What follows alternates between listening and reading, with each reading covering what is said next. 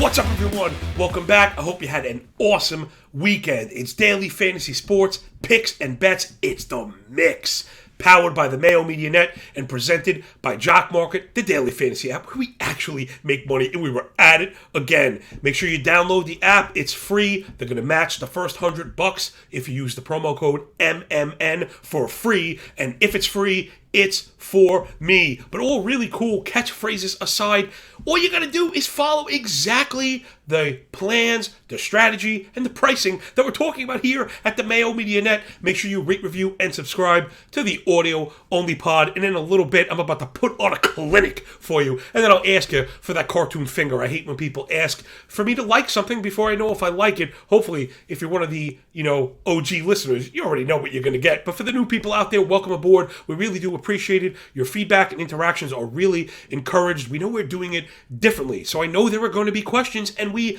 welcome that, right? Nothing is above scrutiny. All of the work I do is fully transparent, and I want you to push and pull on those threads, man. Come and get me at John Laghezza on the Bird app. Get up in the comments below on YouTube. Any time of day, any day of the week, I'm here for you. Me and you, baby. The Cork Stats crew. All right, enough of that. We need more of this. It's the fastest show in NFL absolutely anywhere. And I think that's really saying something. I'm just doing the work of an entire room of writers, producers, editors, and the like, man. I absolutely love it. Me and my producer, Maddie, and Cam out there doing the work of like 30 people. That's right. We see you up there in Bristol. Until you start matching the energy, the passion, and even the quality of the information here, I'm going to consider you in the rear view. I don't care, how bright your lights may be. All right, let's do the thing. But before we jump into the blue chips, right, the top projected players, and then our penny stocks, the best values, I want to real quick, we're adding in these market reviews now that the slates are actually happening and we have live pricing and returns going on. I think there are some lessons to be had from what we just experienced. Something, again, I don't think there are any other shows doing this kind of Jock market review. Again, we're not going to really spend too much time. I just got some really cool stuff here. I pulled all the data from yesterday's main slate. Again, I did very, very well. We had Mac Hollins and a bunch of other players that doubled up and tripled up. But this was the point that I want to hammer home to everybody. So when I tell you that the promo code is enough to do damage, I'm not a shill. I don't shill for stuff that I'm not actually a part of, that I don't believe in. Trust me, I have turned down ad opportunities before. That's another story for another day. The point is this. You gotta be cheap. And that's exactly what I was talking about. We're identifying utilization, deep down in-depth charts, understanding that not every player has to be the best player on the slate. We just need them to outperform expectations according to price, not even projections. With DFS, the entire world's on the same stagnant price. You need to outperform the market, right? In Jock market, if a price is low, it means there is no interest. And this is the main lesson for today. So actually, the top 10 players, okay? The top 10 players by return, percentage return. So every one of these players, in fact, it's the only 10 players that returned 300% or more, went off for no more than $2.55. And only two of the players were above $2 at all. Devonta Smith at $2.55 went off, returned 700%. Devin Singletary at $2.25 tripled up. Nice game. But Khalil Herbert, Mac Hollins, Jamal Williams, Zay Jones, Isaiah McKenzie, Devontae Parker, and Tyler Boyd all at least tripled up. They were less than $2 a share. And remember, you get $1 back. So that Zay Jones share that was $1.50. You're only risking 50 cents. If you were to goose out or get hurt or whatever, you get $1 back. So you're only really putting 50 cents per share down. The pricing with these new expanded slates is awesome. I have drawn a ceiling where I'm just not chasing it. Again, we're going to go over it. Blue chip players, I will not go over $8.50. Penny stock players, again, given the name, depending on the name and the situation, we're not going above $6 or $6.50. And then at the end, we look for all of the names that we like under that $3 mark. And I had a bunch of those names that I mentioned. I could show you the receipts. We're going to be doing that in the promos a little bit later on. But I had a bunch of guys here. I have it right here. I have Hollins, 7 times his money. Mark Andrews, he doubled up. he was at 425, right? So again, I was looking for the price. Mark Andrews, 425, major value. We mentioned the values to be had at tight ends. Jamal Williams, who I know people love Swift, but in a close game, we knew they were going to look to establish the run. Williams is getting the end zone looks, and he quadrupled up. Zay Jones quadrupled up. He was at $2. Russell Gage doubled up. I mean, and that was really the key, finding the players that we spoke about on the show or that we mentioned on the Patreon page, or you can hit me up on Twitter when you have any questions. I live and breathe this stuff. I really think this show belongs at the fore of daily coverage. All right, so that's just a Jock Market Review, the lesson today, people. Use the promo to your advantage. Generally, humans, right, are going to be looking for the big payoff, or what they perceive to be the big payoff. Maybe I have one more quick lesson here. Let's just go really quick. By IPO price, if we flip it, right, the most expensive players, right, so this is the inverse of the lesson I was telling you. So Cooper Kupp, most expensive player, lost 61%. Josh Allen, he managed to gain.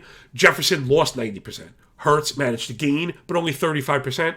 Mahomes dropped 40%. Lamar Jackson went off. He still doubled up at the high price, but that was the anomaly. Diggs, Adam, Cousins, Murray, Tyreek Hill, Amon-Ra St. Brown, McCaffrey, Chase, Taylor, Cook, Tua, Kelsey, Stafford, Fournette, Mixon. Like, think about that. I'm just rattling off names in a row. These are the most expensive players. They all lost. And a lot of them had good games, and that's the point. And that's where our work here at Mayo Media Net is separating us from the field in terms of Jock Market. You're not getting that stuff anywhere else. Let people go chase the big names and chase the big prices. We're looking at the values. All right, let's go do the thing that we do, everybody. Take a deep breath. Suck up that lesson. Oh, maybe that was enough. I should have asked for a like. Maybe if that was a good lesson and you think that'll help you make some money, please press the like button on YouTube. Stick your cartoon finger right inside me. Huh?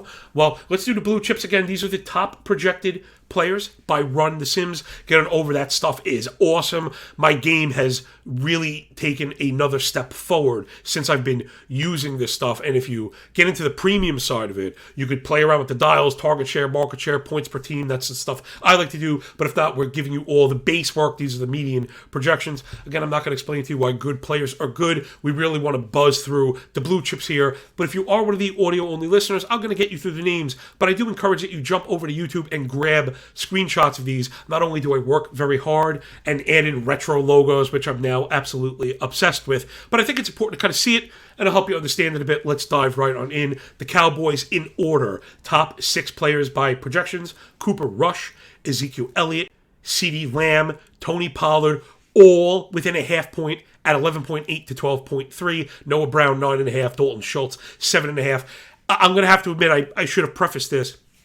When I ran the Sims this morning, first thing, Schultz was being zeroed out, but he had a limited practice, and I don't think he was named out of the game yet. So if he's limited, this is what we're looking at. If not, we're going to get some shifts, give everyone a slight bump, maybe less so to Rush.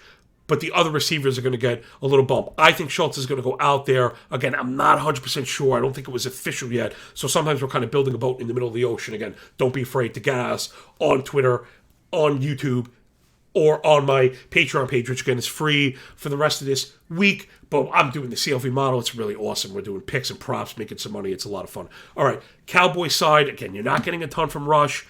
Zeke is going to get you worried. This game just really could finish like 6-3, and I'm not looking to chase up anybody as far as premium pricing goes. So as far as Jock Market, I'm going to be looking for all of these guys, right? If the projections are very similar, then let price be the determinant. As much as I like CeeDee Lamb coming in, he's not the same player with Dak, though he's got the target stuff going on, which has been nice. And well, let's do a little bit of it right now. I think that's more important than just reading you names.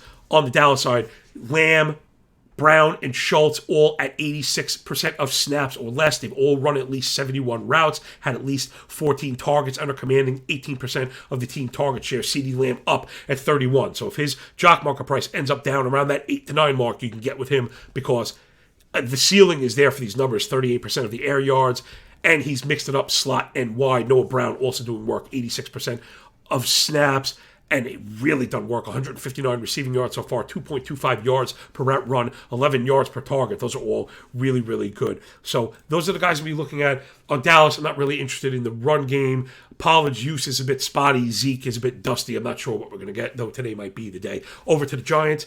It's Saquon Barkley, 21, and he is the leader of the pack by far, followed by Daniel Jones at 18.5. So remember, Rush, Zeke, Lamb, Pollard, Brown, Schultz, all between 7 and 12.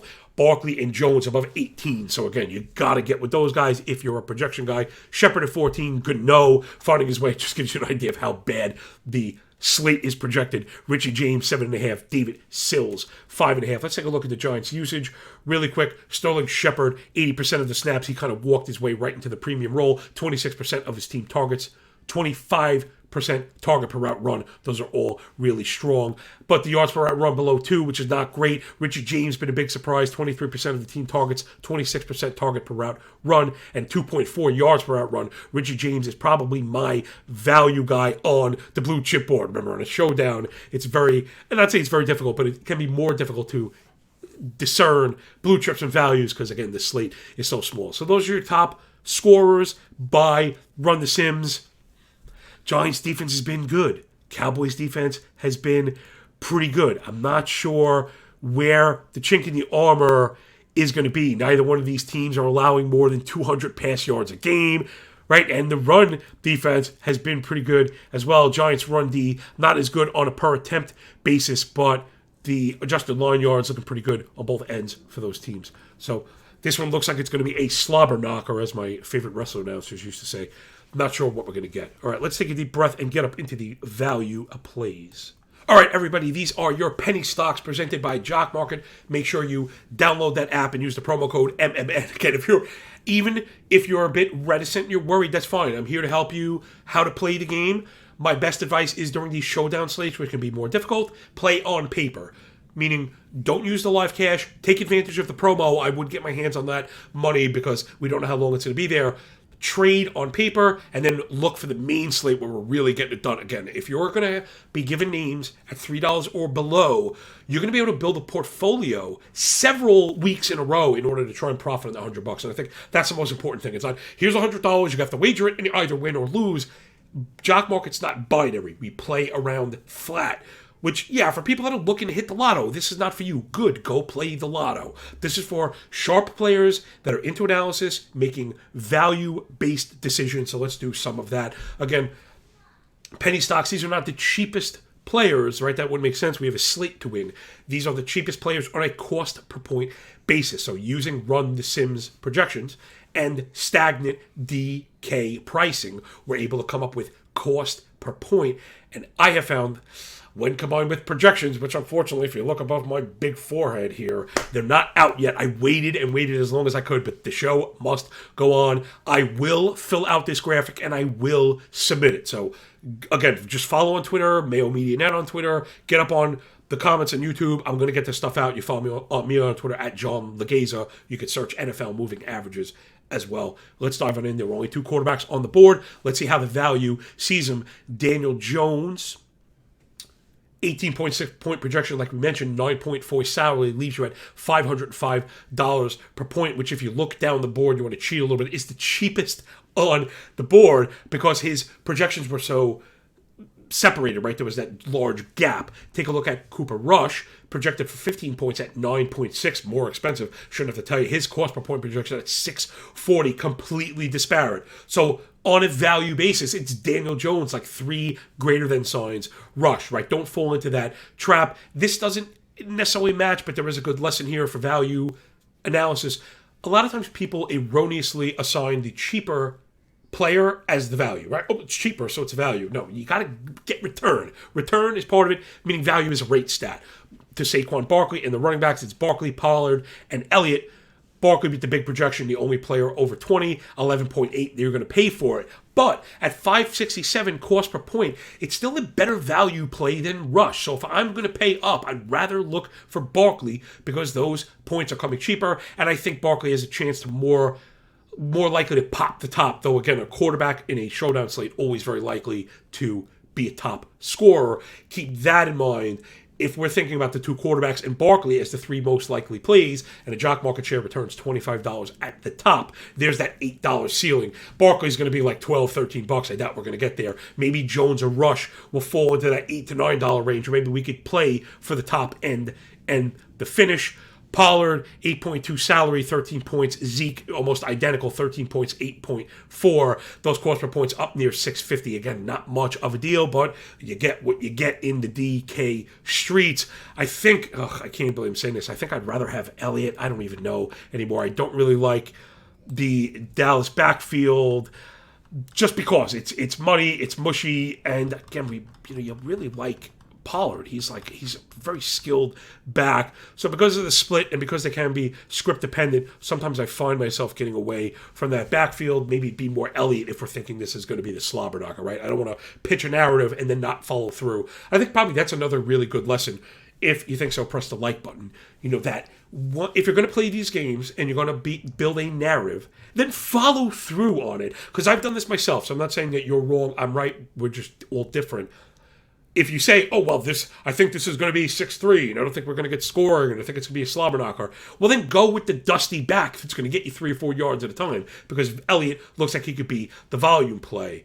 And you're getting away from the super high cost of a rush, and you're getting that same cost per point, right? So there's an application of value and the rate stats. Wide receivers, giddy up and go. It's Sterling Shepard, Noah Brown, Richie James, CD Lamb, and Sills.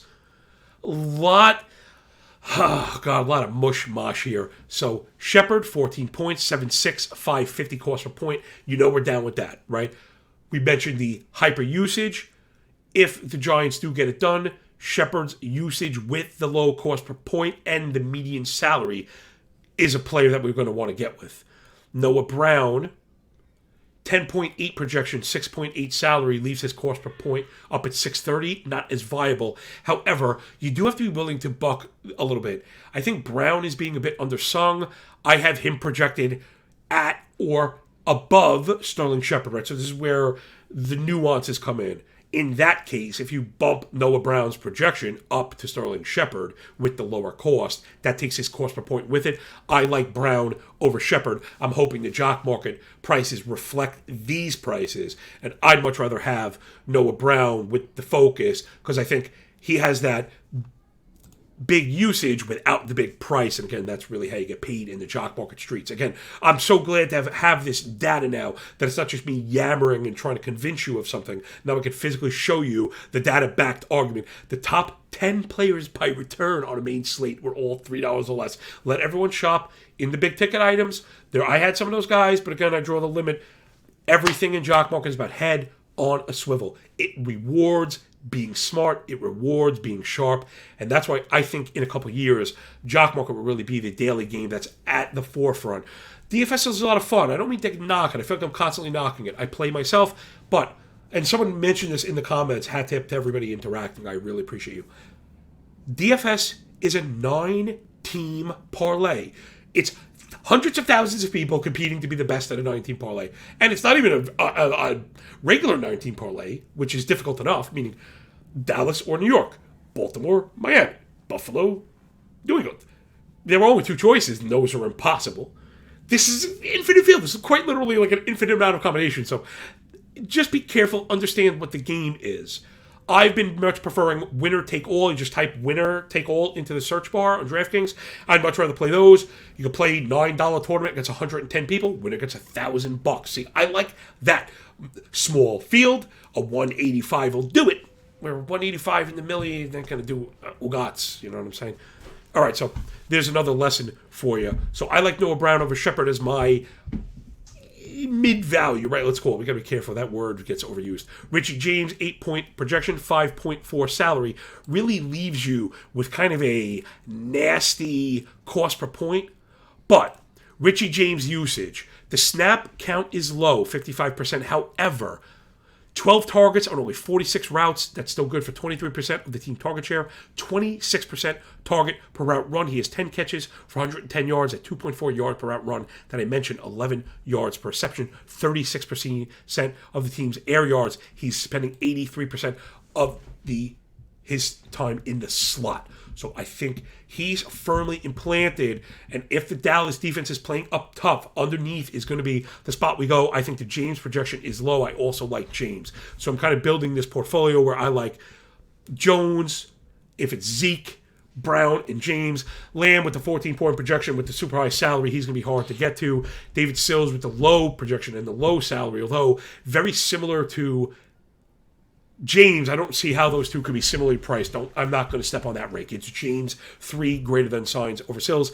Then the value is Tanner Hudson, who he kind of got some snaps and some run. It's very difficult. The Giants are struggling with the wide receiver room. I had some stats up for this guy, but does anybody even really care? All right, maybe I do have it right here. So Tanner Hudson bumped up to 31 snaps last week. He ran 19 routes, 16% target per route run, 1 yard per route. So really nothing there. But the big shaky bud is if a guy like Tanner Hudson is at the min price anywhere, you could get with him. He's got a 5-point projection. Could land in the end zone and get you to 7, right, with that one catch. So a 1.6 salary and the 333 cost per point. I think Hudson is a good way to get to those more expensive guys that I mentioned. So there's a whole bunch of, analysis plus application, nuance, context, and value-based procedure that I think is really the key to getting there.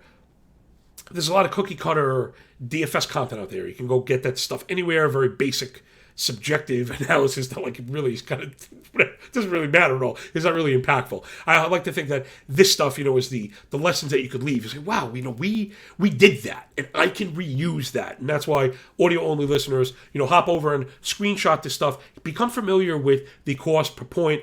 I don't have time to dive into it. I made a giant mistake, although I probably guess I should try and correct it. I had said it was $400 to get you to $200. The key number we're looking for cost per point on main slates is $250.